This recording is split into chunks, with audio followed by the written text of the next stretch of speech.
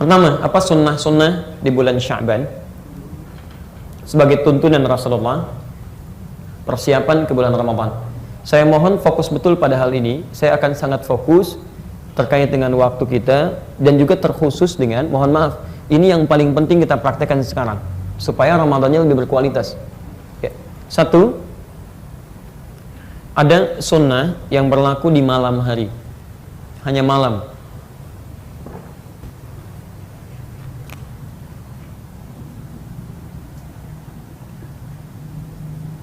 Dan ada sunnah yang berlaku di siang hari.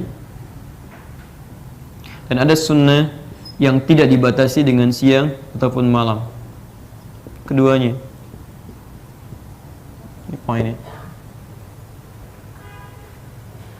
Hati-hati ya, fokus. Jadi ada sunnah di malam hari, ada sunnah siang hari, ada sunnah tidak dibatasi dengan siang ataupun malam, itu berlaku di keduanya. Ini sangat penting untuk menentukan ke Ramadan kita. Saking pentingnya, ini tintanya pun tidak mampu menuliskannya lagi. Oke.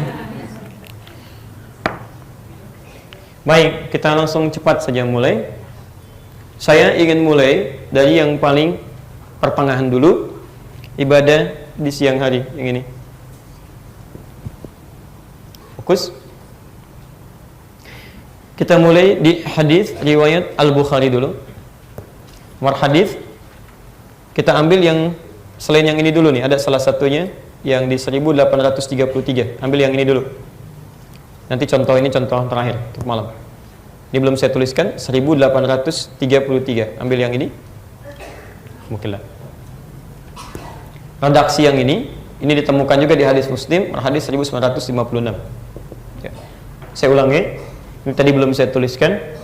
Ambil yang 1833, ini nanti untuk amalan malamnya. Yang ini. Ini untuk yang siang. 1833 di hadis Muslim, hadis 1956. Baik. Keterangan Sayyidah Aisyah radhiyallahu taala anha. Perhatikan kalimatnya. Ya. Bima makna ma ra'aitu Rasulullah sallallahu alaihi wasallam. Saya enggak pernah lihat Rasulullah sallallahu alaihi wasallam, haqqallah. Istakmala Ramadan, istakmala siyamahu, menyempurnakan puasanya illa Ramadan, kecuali di bulan Ramadan. Jadi Sayyidah Aisyah tidak pernah melihat Rasulullah puasa penuh selama sebulan, begitu sangat baik ya. Kecuali kata beliau, saya lihat di bulan Ramadan, dia penuh puasanya, sempurna. Nah, yang menarik kalimat selanjutnya, wa ma yaqfulu siyamahu minhu fi Sya'ban. Dan saya tidak pernah melihat beliau memperbanyak puasa sunnahnya kecuali di bulan Sya'ban. Sya'ban ini perbanyak puasa. Ini poinnya. Ini bisa didapatkan di Al-Bukhari, hadis 1833, termasuk di hadis Muslim, hadis 1956. Ini sunnah yang pertama yang diajarkan Nabi, kesaksian Sayyidah Aisyah, juga dipraktikkan oleh beliau, adalah ketika masuk Sya'ban di siang harinya sunnah Nabi perbanyak puasa. Jelas sampai sini? Ini menarik ini. Bukan sekedar Nabi tunjukkan kepada para sahabatnya, umatnya, tapi beliau sendiri praktekkan ini. Ya, beliau banyak puasa di sini. Apa di antara manfaatnya memperbanyak puasa saat di bulan Sya'ban sebelum ke Ramadan? Perhatikan, bukankah tadi kita ketahui di awal bahwa tidak semua orang-orang ketika masuk di bulan Ramadan sudah terbiasa puasa sebelumnya? Maka Nabi mengajarkan kepada khususnya orang-orang ini, atau bahkan yang telah biasa puasa, agar coba berlatih puasa di Sya'ban. Latihan perbanyak, sehingga ketika masuk ke bulan Ramadan, tubuh ini sudah bisa beradaptasi, secara biologis sudah kuat untuk masuk menunaikan puasa, sehingga ketika dia masuk ke Ramadan, ini sudah bukan latihan lagi, tapi sudah normal dia jalani. Baik. Kalau sehari banyak tidak? Sekali puasa banyak tidak? Halo? Satu itu banyak tidak? Yang bilang banyak angkat tangan. Yang bilang tidak? Yang enggak jelas. Baik, satu banyak tidak? Ya, dua, tiga. Masya Allah. Sunnahnya tadi apa? Perbanyak puasa. Sekarang perhatikan, kalau ada redaksi perbanyak, ini dalam hukum, dalam fikih itu bisa relatif sifatnya. Tergantung siapa yang menunaikannya. Bagi Anda satu sedikit barangkali, Tapi bagi yang nggak pernah puasa, satu itu bisa panjang, Pak. Sebanyak. Nahan-nahan, nggak pernah puasa, tidak sedikit. Mungkin yang pertengahan dia tiba-tiba batal dan sebagainya. Ya, jadi ketika kita akan ini, kita bisa ukur diri kita. Tidak harus samakan dengan orang lain. Terkhusus cek ke rumah, coba dilihat. Barangkali Anda biasa puasa, bahkan puasa Nabi Daud. Sekarang puasa, besok tidak. Lusa puasa, selanjutnya tidak. Tapi kan anak Anda belum tentu. Dan apalagi kalau misalnya adiknya sudah mulai balik sekarang. Maka Ramadan tahun ini bukan latihan lagi, sekarang sudah praktek. Maka mulailah di Sya'ban, biasakan dia puasa. Masya Allah. Jangan dipaksa ya, perbanyak, mulai sehari dulu. Ya, besok Kamis misalnya kan, Masya Allah, puasa. Dan Anda pun kalau bisa sekeluarga puasa, supaya dia tuh terstimulus. Ya, dia semangat tuh puasa. Bapaknya puasa, ibunya puasa, anaknya puasa. Mulai latihan. Dan Masya Allah, ibu pun kalau sedang libur misalnya, ada masa haidnya, nggak apa-apa. Ya, Anda makannya diatur, tahan untuk menunjukkan bahwa menghargai si anak yang sedang puasa. Cari ruangan tertentu, waktu tertentu. Ya, jadi begitu si anak yang misalnya berusaha, belum tentu dia final sampai dengan ke maghribnya. Begitu zuhur dia buka, mau buka karena masih tahap latihan, nggak apa-apa. Ya nak, Masya Allah. Apresiasi dia, Pak. Puji dia. Ya, puji kepada Allah Subhanahu wa taala, tunjukkan kepada dia. Nah, Masya Allah, alhamdulillah ya. Dulu mama waktu seusia kamu nggak bisa sampai zuhur begini. Kamu sayang bisa bertahan sampai jam 1, Masya Allah, pintar anak papa ya. Besok sampai asar ya, Masya Allah. Besok dia coba lagi sampai asar, besoknya lagi sampai maghrib, Masya Allah. Begitu sampai dia ke masa maghribnya, tambah lagi, Ramadan, dia sudah tidak mengeluh. Itu poinnya. Barangkali ada yang baru masuk Islam juga, belum terbiasa puasa gitu kan. Nah, Anda bisa latihan saat ini. Ya. Tanya kawan Anda, dekati, bimbing dia, mulai puasa sehingga bisa terbiasa dengan ini. Masuk Ramadan, dia sudah bisa menunaikan dengan baik sampai sini. Paham ya? Baik. Saya punya pengalaman spesial yang ini nih. Saya sekitar 3-4 tahun lalu ke Kalimantan Timur. Ya, kemudian memberikan tausiah pada masyarakat. Ada yang menangis, yang macam-macam, tiba-tiba ada preman tobat, Pak. Datang, betul, nyampaikan persis di hadapan kita. Ya, jadi begitu menyampaikan, Ustaz, saya ingin berubah lebih dekat dengan Allah. Saya sudah berusaha mendekat kepada Allah. Pertanyaan saya dulu banyak meninggalkan puasa, Ustaz. Apakah saya sekarang harus mengqadha? Saya bilang, ya, mulai berusaha untuk mengqadha puasa. Baik Ustaz, alhamdulillah saya telah berhasil menunaikan 3 kali qadha kemarin. Masya Allah, bagus, saya bilang. Ya, duhur saya sudah buka katanya. Duhur saya buka. Dia pikir dia bisa mulai sampai siang buka, dianggap setengah gitu kan. Jadi besoknya lagi setengah, digabungkan 1, hitung kan, sekali lagi setengah gitu kan. Nah, jadi ini ada sesuatu yang perlu disampaikan, tapi poinnya juga ada orang-orang yang memang belum terbiasa mengerjakan itu, walaupun mungkin dia sudah masuk dalam tahap yang cukup balik menunaikannya. Jelas ya? Baik. Jadi mohon izin, sekarang tanggal berapa? La haula wala quwwata illa billah. 13 Sya'ban. 13 Sya'ban. Sedangkan puasa tanggal berapa? 1 Ramadan. 1 Ramadan gitu kan? Jadi ada berapa hari ke Ramadan? Sekitar 16 hari ke Ramadan. Sekitar 16 hari, karena 29 Sya'ban itu terakhir. Tinggal ditentukan maghribnya, apakah besoknya 1 atau tanggal 30-nya. Baik, tapi insya Allah tahun ini kita nggak akan mendapati perbedaan. Semua akan sama, puasa ditunaikan. Berita baik dari Sabang sampai Merauke. Insya Allah untuk tahun ini. Jadi ada siklus setiap beberapa tahun itu Ramadannya akan sama, termasuk Idul Fitrinya. Termasuk berita baik, alhamdulillah tahun ini semua di Indonesia akan sama, tidak akan berbeda. Puasa akan ditunaikan 1 Ramadan 1438 Hijrah bertepatan dengan 27 Mei 2017 hari Sabtu. Ya, akhir Syabannya terjadi di hari Jumat bertepatan dengan 26 Mei. Kemudian di maghrib ketinggian hilal sudah di atas 2 derajat, bahkan tinggi sekali, 8 derajat plus 8 derajat 22 menit 59 detik. Jadi sudah di atas 2 derajat. Dan ini mustahil kalau secara hitungan, ya mustahil ini bisa kemudian berbeda untuk menunaikan puasa besoknya. Kecuali yang Anda yang menggunakan misalnya pasang surut air laut, tingginya berapa, bulan berapa, atau malamnya mimpi, besoknya puasa gitu kan. Itu yang repot. Nah, jadi ini latihan dulu ya, paham ya? Baik, yang kedua, bismillah. Ayo teman-teman mulai ya. Kita mulai ya. Nabi puasa, sahabat puasa, tabi'in puasa, ulama puasa, dan mereka berlatih. Nabi itu orang paling takwa, madmunun bil jannah, dijamin surga, maksumun minal maksiyah, terjaga dari maksiat, masih mau puasa. Antum Nabi bukan, Rasul bukan, sahabat bukan, ulama bukan, tabiin bukan, gitu kan? Surga belum jelas, maksiat kadang-kadang belum bisa terkontrol, gitu kan? Gak mau puasa, gitu kan? Baik, bisa nggak teruskan? Langsung sini. Ya, ibadah malam. Siang sudah, kita ambil malam. Bismillah. Teman-teman, malam saya spesifik langsung. Sunnah Nabi ya, diantaranya kita mulai meningkatkan ibadah malam itu dibagi pada 3 bagian. Ada yang bentuknya sholat, ada yang bentuknya interaksi dengan Al-Quran, tilawah, qiraah dan sebagainya. Ada yang bentuknya doa dan istighfar. 3 hal ini. Ada salat, ada bacaan Quran, ada doa dan istighfar.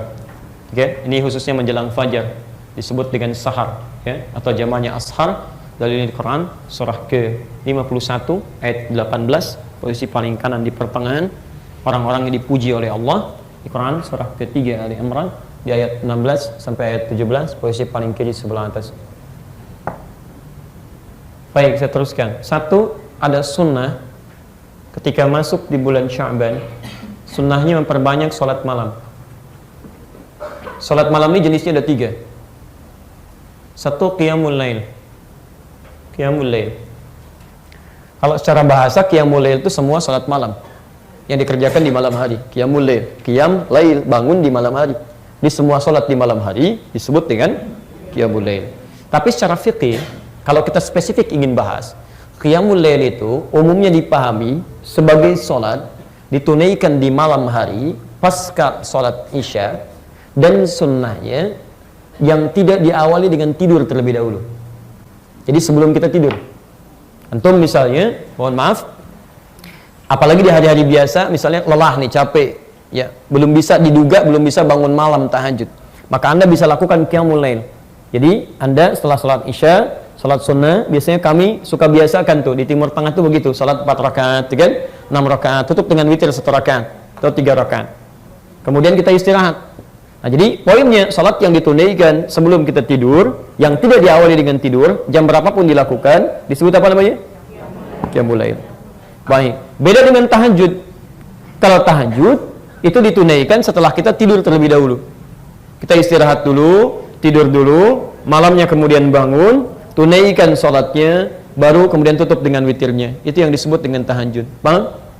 Baik, tahajud misal ada di Quran surah ke-17 ayat 79 sampai 81. Posisi paling kiri di atas sampai agak ke pertengahan. Wa minal laili fatahajjad bihi nafilah. Di antara sementara malam silahkan tunaikan tahajud. Baik, sedangkan qiyamul lail, hati-hati. Ketika dimintakan kita mengerjakan secara umum, Allah minta bangun, Quran surah ke-73. Khususnya dari ayat 6 sampai dengan ayat yang ke-20. Nah, sifatnya apa? Lihat sifatnya. Lihat sifatnya. Kalau Anda belum pernah terbiasa mengerjakan, itu ada isyarat di Quran, jangan banyak-banyak dulu. Baca bahkan yang ringan-ringan dulu. Ya, kalau bahasa Nabi di hadis riwayat Muslim nomor hadis 749. Riwayat Ibnu Umar radhiyallahu taala anhuma. Ini. Salatul laili mathna mathna. Salat malam itu tunaikan dengan minimal 2 rakaat, 2 rakaat. Jadi kalau belum terbiasa salat ini, jangan dipaksakan. Papa, kita sesuai sunnah Nabi, yumah, biasakan supaya kita maksimal seperti Nabi. Langsung 11 rakaat, Masya Allah. Besoknya nggak sholat lagi, ya. Nah, ini yang repot. Jadi kata Nabi saja itu menyarankan pada kita, ayo coba biasakan dulu, mulai 2 rakaat, kan? Terus 2 rakaat lagi, 2 rakaat lagi. Wa idza khasya ahadakumul fajra. Kalau khawatir fajar akan datang, mungkin Anda bangunnya sedikit terlambat menjelang fajar, dapatnya cuma 2 rakaat, bisa. Atau Anda mulai terbiasa banyak sampai menjelang fajar, tutup witir dengan 1 rakaat. Tapi poinnya, mulai dulu terbiasakan dengan 2 rakaat. Ya. Ayo kalau bisa saya menganjurkan ya, ayo biasakan.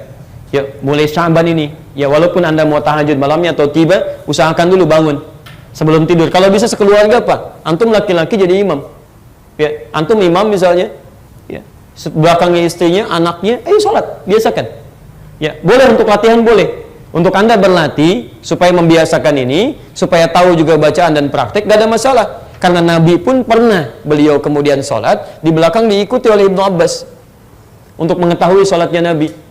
Pernah itu, beliau sedang sholat, tiba-tiba Ibnu Abbas di belakang, ditarik oleh beliau, disejajarkan oleh Nabi SAW. Sholat apa itu? Bukan sholat fardu, itu sholat sunnah, sholat malam. Di rumahnya Sayyidah Maimunah, ditunaikan dengan 13 rakaat.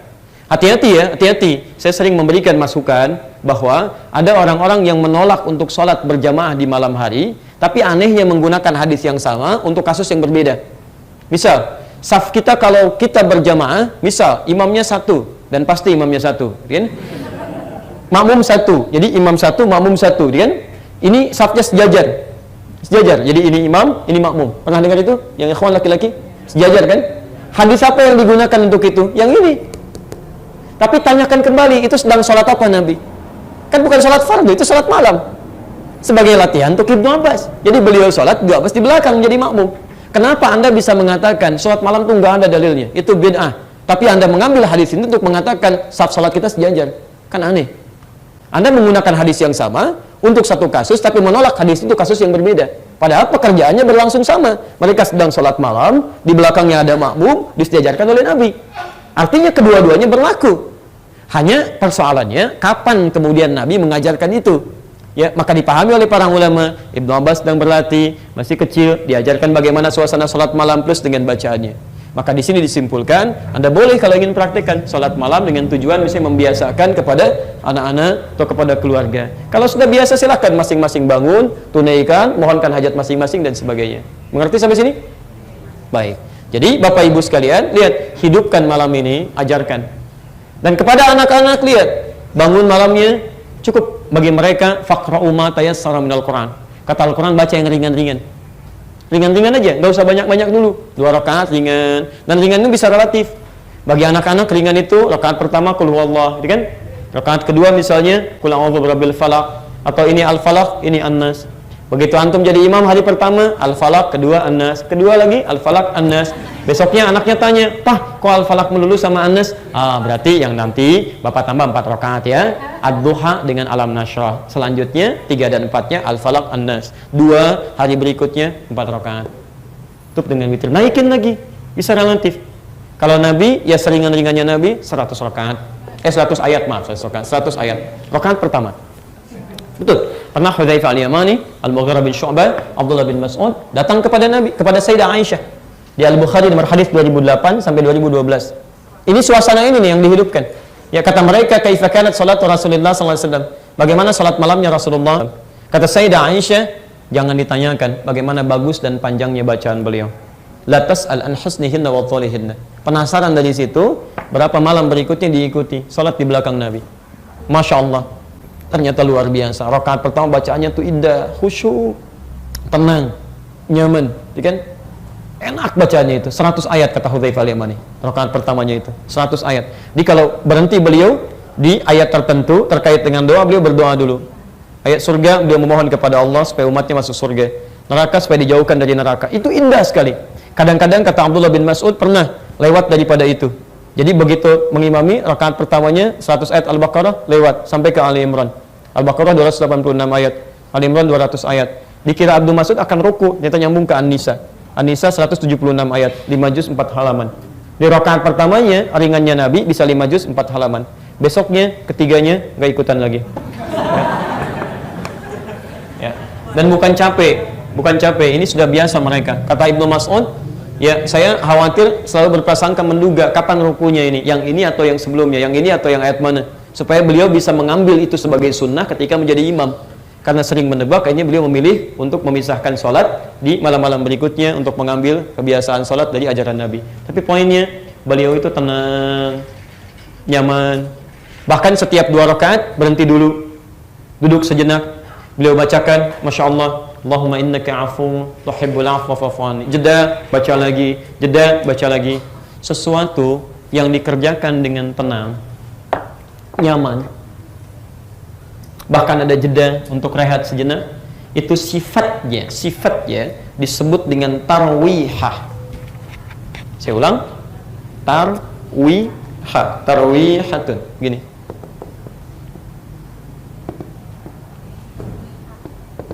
Sesuatu yang dikerjakan dengan tenang, santai, khusyuk, nyaman. Sifatnya disebut dengan tarwihah. Kadang-kadang Nabi salat 11 rakaat di tempat Sayyidah Aisyah. Kadang 13 rakaat tempat Sayyidah Maimunah. Kalau 11, 13 banyak atau sedikit? Banyak, ya, baik.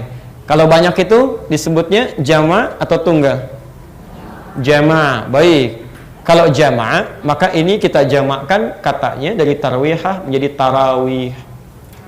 Di tarawih itu jamak dari kata tarwihah. Di tarawih itu bukan nama salatnya, tapi nama sifat salatnya. Di kata para sahabat, salatnya Nabi itu tarawih. Maksudnya beliau tunaikan dengan tenang, nyaman, khusyuk, bagus, ada jeda untuk berdoa. Ini yang disebut dengan tarawih. Ya, di Nabi itu Masya Allah, Nabi Rasul saking tarawihnya 11 rakaat itu kadang-kadang sampai mau subuh tuh tunaikan ini 11 rakaat. Antum Nabi bukan, Rasul bukan, tarawih 23 rakaat Pak, 7 menit Allahu Akbar, Allahu Akbar, Allahu Akbar, Allahu Akbar. Nah, itu bukan tarawih namanya. Karena itu sebelum kita masuk ke bulan Ramadan, kita hidupkan dengan qiyamul lail. Karena umumnya nanti saat Ramadan akan meningkat ibadah malam. Khususnya ada yang sholat, ada sholat yang umumnya dikerjakan oleh orang itu pasca sholat isya dan sunnahnya. Sholat apa itu? Ini. Umumnya ini. Walaupun ada yang mengerjakan di malam harinya, tapi umumnya orang kerjakan ba'da isya dari mulai kemudian setelah sholat sunnah isya kemudian kerjakan sholatnya. Nah, kalau nggak pernah terbiasa mengerjakan itu, nanti akan turun naik tuh, nggak stabil. Tapi kalau Anda sudah mulai dari Sya'ban, Anda bangun, tunaikan, tubuh kita sudah beradaptasi, maka Masya Allah, begitu selesai Isya, Anda sudah otomatis tuh tunggu sholat berikutnya. Teruskan, ada kenikmatan dijalankan di situ. Bahkan itu jadi modal untuk mempertahankan sampai ke pertengahan, sampai akhirnya. Termasuk mohon maaf, kalau Anda terbiasa bangun malam, tunaikan tahajudnya, maka Masya Allah, khususnya 10 hari terakhir, ada satu malam yang banyak diburu, bahkan oleh Nabi SAW, sampai-sampai mereka menghidupkan malamnya, ya, jadi beristirahat di siangnya, malamnya mereka hidupkan demi untuk mendapatkan kemuliaan malam itu. Ya, apa namanya? Lailatul Qadar. Ya. Kapan munculnya Lailatul Qadar? Yang paling singkat malam, bukan siang. Laila itu artinya malam. Laila itu malam, Lailatul Qadar, malam al-Qadar. Jadi bukan siang. Laila malam. Laila, layali, Lail, Leli, Laila itu malam. Ibu Leli, ibu malam-malam gitu kan. Laila itu malam. Laila. Ya. Untuk itu, kenapa penting berlatih ini? Ya. Kenapa penting berlatih ini? Anda hidupkan malamnya. Disilahkan bangun, sholat, dimulai-mulai Sya'ban. Malam-malam Sya'ban bangun silakan. Mau awalnya kita sudah ke pertengahannya sekarang. Hati-hati, makanya kalau para ulama sudah masuk ke pertengahan Sya'ban, apalagi menjelang akhirnya itu semakin meningkat mereka amalannya untuk membiasakan diri. Ya, silahkan Anda baca Quran, zikir, tingkatkan sholat, tahajud, qiyamul lailnya dan sebagainya. Bahkan Syekhul Islam Ibnu Taimiyah dalam kitabnya Majmu' Fatawa juz ke-23 halaman 123 itu menyampaikan Masya Allah, termasuk di At-Tawdi ini halaman 444, itu para ulama itu berlomba menghidupkan malam-malamnya. Ya, apa yang mereka kerjakan? Sholat-sholat ini. Dia menghidupkan amalan-amalan sunnah, bukan bikin sholat baru, bukan. Jadi mereka bangun, tunaikan tahajudnya, tunaikan qiyamul lailnya, dan hidupkan malam dengan baca Al-Quran. Mereka hidupkan ini salah satunya sebagai persiapan menuju bulan Ramadan. Ya, ini tidak mudah Pak Ibu melahi itu. Tidak mudah, demi Allah saya katakan. Nanti kalau orang nggak biasa dengan ini, dia mulai menurun. Apalagi nanti 10 hari terakhir, kalau saya lihat agak beda antara di Timur Tengah dengan di Indonesia. Ya, saya sempat agak lama tinggal di Timur Tengah. Begitu pulang ke sini, biasanya agak lain. Biasanya kalau di sana, mereka Ramadan itu misal 30 hari. Itu umumnya akan memaksimalkan pekerjaan 20 hari pertama untuk ngambil cuti 10 hari terakhir. Ya, jadi begitu 10 hari terakhir, mereka akan buru. Karena ini nggak setiap hari datang, setiap malam tiba. Jadi mereka akan siapkan, maksimalkan 20 hari pertama, 10 hari terakhir, mereka kemudian ambil cuti, maksimalkan untuk i'tikaf. Ya, ada berkumpul di Masjidil Haram, Masjid An-Nabawi, masjid-masjid lainnya, untuk mengejar ibadah-ibadah tadi. Makanya mereka selesaikan. Ya, saya punya kisah yang sangat menarik ini, luar biasa. Keluarga saleh, suaminya pengusaha Pak, ya, tapi Masya Allah, ya, itu punya niat yang sangat mulia, punya target. Dengan istrinya berdiskusi, ya, saya nanti mau i'tikaf, saya selesaikan pekerjaan saya, 20 hari pertama, saya ambil i'tikaf, target saya bisa menghafal 3 juz Al-Quran. Masya Allah, dalam 10 hari. Jadi bismillah, beliau siapkan, pekerjaan kemudian diawalkan, begitu tiba masanya, pamit pada istrinya. Istrinya pun memberikan ketenangan. Ya, kalau bahasa kita ini Pak perlengkapannya, anak-anak biar saya yang jaga, nggak usah khawatir. Saya juga akan berusaha menghafalkan yang sama, menghafal Quran juga. Masya Allah. Begitu selesai 10 hari itu pulang ke rumahnya, suaminya berbinar gembira. Wajahnya sudah bersih, ada luar biasa kegembiraannya nyampaikan pada istrinya. Alhamdulillah amati. Ya, alhamdulillah ma, kan? Zauji, alhamdulillah. Saya sudah bisa menghafalkan 3 juz Al-Quran dalam 10 hari. Yang tidak bisa saya lakukan sebelumnya karena kesibukan-kesibukan yang lain. Istrinya dengan tersenyum menyambut suaminya dan tidak sepatah kalimat pun keluar dari lisannya karena dia sudah bisa menghafalkan Quran 30 juz dalam 10 hari. Dengan Allah Subhanahu wa taala. Ini luar biasa. Nah, Anda begitu coba siapkan itu kan? Ya, apalagi yang mau kita lakukan? Ramadan tahun kemarin banyak bolongnya, Ramadan sebelumnya banyak bolongnya. Dikasih Ramadan sekarang lagi, kita nggak manfaatkan juga. Antum butuh berapa Ramadan lagi? Hai kita mulai gitu kan? Ya kita mulai manfaatkan. Ya suatu saat kan kita akan pulang gitu kan? Saat akan pulang, bekal apa yang mau dibawa? Kan lumayan tuh, antum dapat 1 malam aja hidupkan malamnya. Lailatul Qadar itu berapa pahalanya? Bukan, tahu dari mana? Bukan 1000 bulan. Bukan, jangan ngarang, gitu kan? Baik, teman-teman, bahasa Qur'annya khairum min alfi syahr. Inna anzalnahu fi wa ma adraka ma Lailatul Qadri khair. Khair itu lebih banyak, lebih baik. Jadi bukan 1000 bulan, lebih dari 1000 bulan. Khairum min, lebih dari. Lebih baik dari, lebih dari 1000. Artinya bisa 2000, 10.000, 100.000, 1 juta dan sebagainya, terserah Allah. Ya. Jadi kalau 1000 saja dikonversi sekitar 80 tahun. Jadi kalau Anda malam ini sholat Anda itu sama nilainya dengan 80 tahun sholat tanpa henti. Anda baca Al-Quran, bacaan 1 ayat saja Anda baca bertepatan dengan malam ini, itu sama dengan baca ayatnya 80 tahun tanpa henti. Ada yang bisa Anda baca Quran 1 ayat 80 tahun tanpa henti. 1 hurufnya berapa? 10 kebaikan. Kalau 1 ayat ada 3 huruf saja, itu Masya Allah berapa dapatkan? Alif Lam Mim 3 huruf. 3 huruf gitu kan? Anda bacakan 3 huruf kali 10, 30. Ini hari biasa. Ramadan tidak berlaku. Wal hasanatu bi asyri amsalihha. Setiap yang dibacakan di bulan Ramadan kali 10 lagi. 10 hari biasa. Hadisnya kunci. Jadi di kitab Siam nanti karangan Imam Al-Bukhari, dia 30 kali 10 lagi 300. Jadi kalau Anda baca Alif Lam Mim hari ini, itu dapatnya 30. Tapi kalau Anda bacakan di bulan Ramadan kali 10 lagi 300. 300. Anda bacakan Alif Lam Mim setara 300 kebaikan, itu baru sekali baca kali 80 tahun tanpa henti. Berapa? Dan jarang-jarang ada orang baca Quran cuma Alif Lam Mim aja. Alif Lam Mim.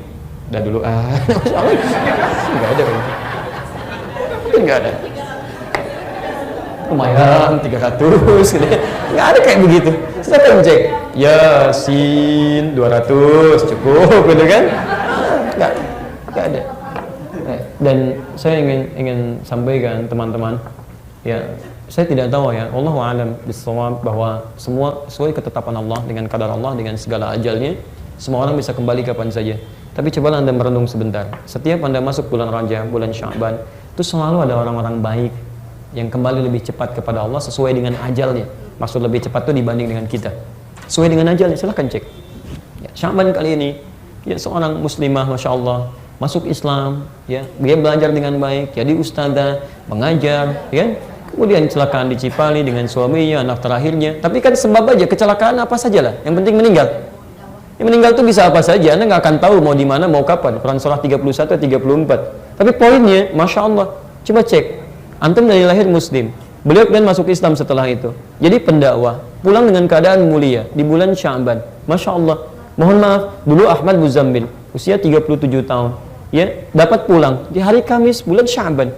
Ya, habis sholat subuh, tidak mendapatkan Ramadan sesuai dengan ajalnya. Barangkali menurut Allah sudahlah, kamu ini sudah banyak bekalnya, pahalanya sudah banyak, gitu kan? Ustaz Ja'far baca Al-Quran, gitu kan? Selesai baca Al-Mulk, meninggal dunia. Dalam keadaan yang sangat tenang, nggak mendapat Ramadan. Barangkali menurut Allah dipandang cukup bekalnya, kamu sudah cukup, sudah selesai. Pulang, bekal kamu banyak. Ini kamu hadi hidayat, yang lainnya macam-macam masih butuh Ramadan tahun ini. Jadi kalau Anda diberikan Ramadan tahun ini, masih belum Anda maksimalkan juga, Anda butuh Ramadan berapa lagi? Dan yang paling aneh itu kita sadar bahwa banyak kurangnya. Kalau dikatakan banyak pahala, tidak. Merasa banyak dosa, iya. Kalau Anda sadar banyak dosanya, kenapa Anda tidak memburu pahala untuk menghilangkannya? Jadi kalau yang dulu-dulu sudah banyak yang sia-sia, sisanya jangan disia-siakan lagi. Kan aneh, orang merasa dulu banyak yang sia-sia, diberikan kesempatan masih disia-siakan. Makanya tidak sedikit orang yang nanti menghadap Allah minta kesempatan untuk kembali. Ada di Quran surah 63 ayat 9 sampai 11. Fa asaddaqa wa aqum minas salihin. Ya Allah, berikan kesempatan Allah sejenak ya Allah untuk balik lagi mengerjakan amal saleh. Maka itu, ini ada kesempatan. Kita nggak tahu Ramadan dapat atau tidak. Tapi kita ada di bulan Sya'ban, maksimalkan betul. Malamnya kita hidupkan, silakan. Baca Quran nggak ada masalah. Ayat apa saja, surat apa saja, nggak harus dibatasi. Mau baca Yasin, silakan. Al-Baqarah, silakan. Ali Imran, silakan. Yang tidak tepat itu Anda batasi. Yang benar itu cuma Yasinan. Misalnya kan, baca 3 kali dan sebagainya. Tidak, yang lain benar. Ya, Anda mau Yasinan, silakan. Yang lain Baqarahan. Yang ini Ali Imranan. Nisaan, kan? Bukti, saya mau baca Yasin, Yasinan. Kalau kamu apa? Saya An-Nisaan aja. Masya Allah. Saya Ali Imranan. Ya, kalau papa apa? Baqarahan. Masya Allah. Ada masalah. Ya. Silakan hidupkan malamnya. Anda berzikir dan sebagainya. Ada masalah. Ya, pokoknya begitulah ya. Baik. Jadi ini maksimalkan.